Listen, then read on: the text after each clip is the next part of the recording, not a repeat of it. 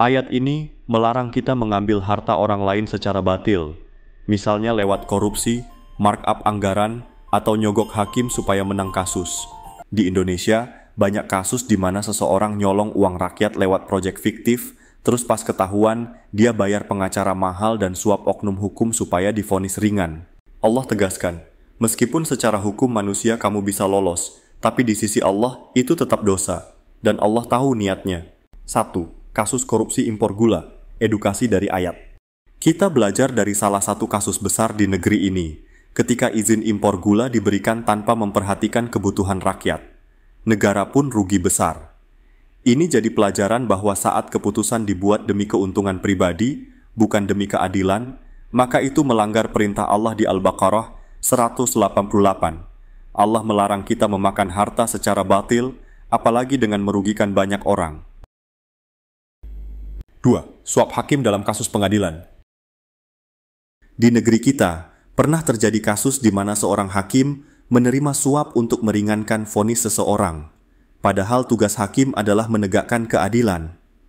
Ayat 188 Al-Baqarah mengingatkan, jangan membawa harta ke hadapan hakim demi menang secara tidak benar. Ini bukan hanya soal hukum manusia, tapi juga soal pertanggungjawaban di hadapan Allah. 3. Korupsi proyek BTS 4G. Ada pula proyek pembangunan jaringan di daerah terpencil yang digelapkan. Uangnya besar dan rakyat di pelosok yang seharusnya dapat akses justru terabaikan. Ini cerminan nyata dari larangan Allah. Jangan memakan harta secara batil. Bahkan jika niatnya tampak mulia, caranya tetap harus jujur. Karena setiap rupiah yang diambil secara curang akan ditagih di akhirat. Semua ini jadi pelajaran besar. Al-Quran bukan cuma kitab ibadah, tapi panduan hidup. Ayat-ayat seperti Al-Baqarah 188 mengajarkan integritas, tanggung jawab, dan kejujuran. Nilai yang sangat kita butuhkan di negeri ini.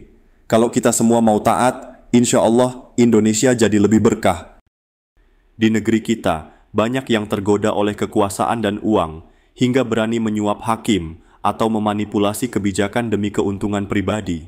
Tapi ingat, meskipun mereka bisa lolos di dunia, di hadapan Allah, semua akan dimintai pertanggungjawaban.